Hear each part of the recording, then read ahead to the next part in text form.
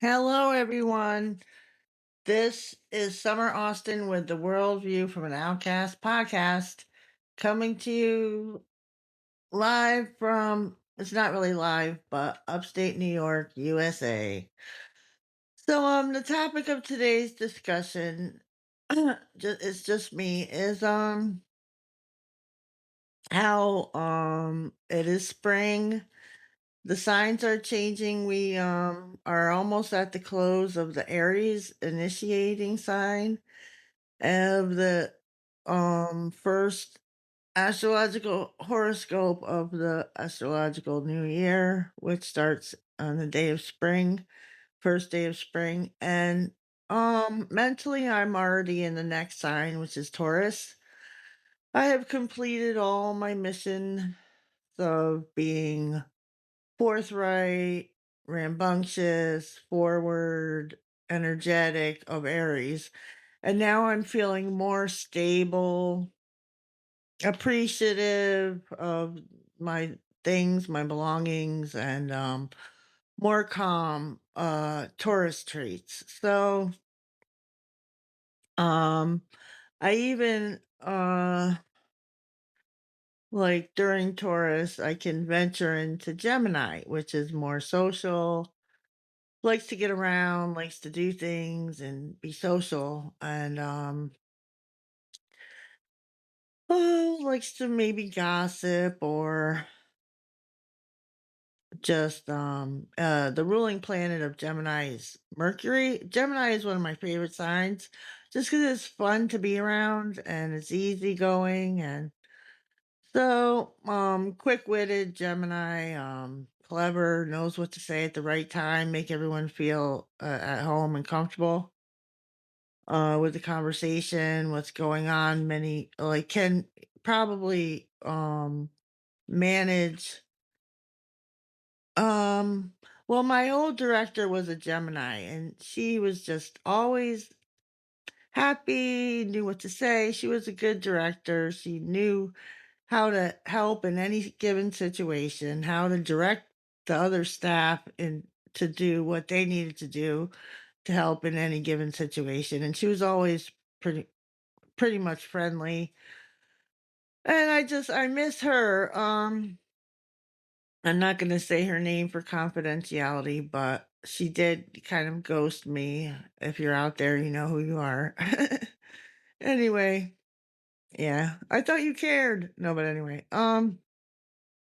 so yeah, she left the directing job at the mental health residential program I was in for whatever reason, and she didn't say goodbye, and I was a little upset, but she may have her reasons. So anyway, yeah, Gemini, and then after that is my sign, which is Cancer, and that's more feeling, creative, like how do you feel? Are you okay? Stuff like that, like emotional and just feels real like always has emotion, all problems, and I don't know, it's hard to be a Cancer because you just like you pick up everything. Every little cue is like a distraction, and you can never really focus on, you're always focused on like helping others, and you never do anything. It like takes discipline to be able to do what you need to do for yourself, like your own like qualities or needs can fall behind while you're there doing everything for everyone else, getting underappreciated because, people will walk on you if they can. And if they can get away with it, they can just like not appreciate you too. And it's pretty terrible. Anyway, I try not to concentrate on that too much. But after that is Leo in August, and that's more of a showy and very generous. Likes to be the center of attention. Fiery sign of, just like they're great, they're the best, they think they're the best. I heard from somewhere else think their reality is the only real reality or something, and, uh, I did come into contact with someone like that, and I didn't I'm not gonna go too much into that, but I didn't like what they said that my reality isn't real. I mean, how who are they to say that? Well, I mean, this is a strange way to think. I That's a strange reality they have. But anyway, I already got that out too. I got that out. So then there's after that is Virgo, which is organizational skills, and you want to clean, organize, do all the details, make sure that everything's perfect. A perfectionist, really works hard and uh, intelligent, tries to show their intelligence in conversations. And after that is Libra. I'll leave it at that. That's the balance, partnership, friendship, getting along, grace, also, enjoys the aestheticness, the finer things in life, beauty um, and things around the home, but also likes to go out and be social and is a very amenable person, kind of what might be construed as a pushover at times, don't wanna make waves, always wanna just smooth things over and let things go as naturally as possible so there's no conflict. And in this podcast, I already planned this. I was going to mention I am an author. I'm a writer. I have 13 books on Amazon.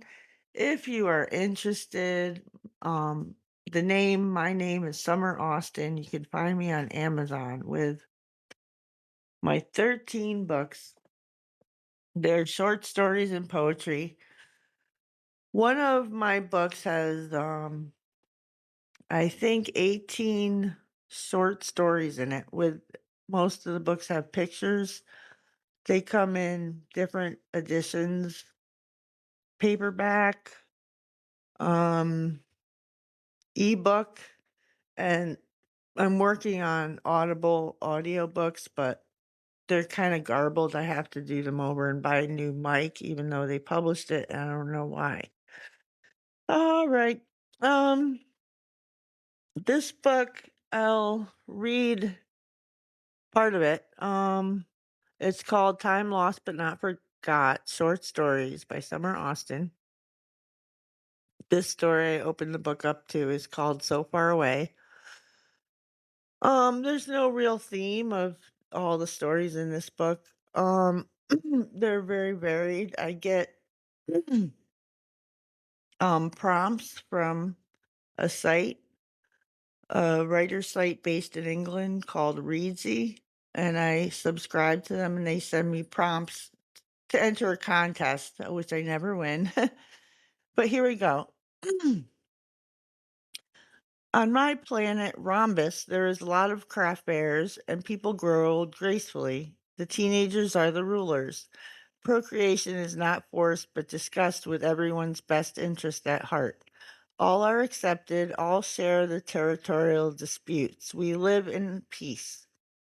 Resources are shared and recycled. Ancient burial grounds are respected. If somebody goes missing, it is a big deal. Crimes are committed but are not called crimes if in self defense, and prisons are not torture chambers. There is universal health care. Doctors are paid and schools are cheap. Those with high intellect are given studies to resume, and those with various skills are taught. We pursue our own dreams, all have equal rights. We get along in our little neighborhoods. And so that's part of the book. That certain story was just like a ideal world, a different planet. I was telling my readers how I would run a planet. But doesn't it can be taken with a grain of salt. I just opened to a random page. So if you're interested in that, and there's a couple others, Mostly short stories, and my poetry books is how I started out, and then I graduated into short stories. And lately I've been writing about people, my experiences with different people, loves of my life, what the story was behind each person, the adventures we had and how we met and what happened and until now. And I wrote a poem. Anyway, I'll leave you with that information. Everybody have a nice day, and I just really, in case you're interested in me as a podcast host, I wanted to let you know I am a writer. I mean, if you're interested in my work, other work that I have, and you can find my books on Amazon, basically summer. So, I appreciate you listening all the way through. I know you did because otherwise you wouldn't be hearing this. Okay. Anyway, have a good night and happy spring. Enjoy the happy signs. I love the signs of this part of time of the year and all the things that go with it like flowers and gardens and warm weather and just more I'm more happier in the spring.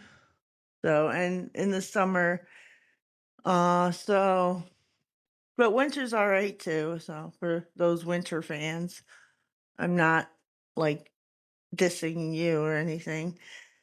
And fall is sad, but, you know, it can be fun. So, have a great year. Bye. Summer from the World View from an Outcast podcast. Peace.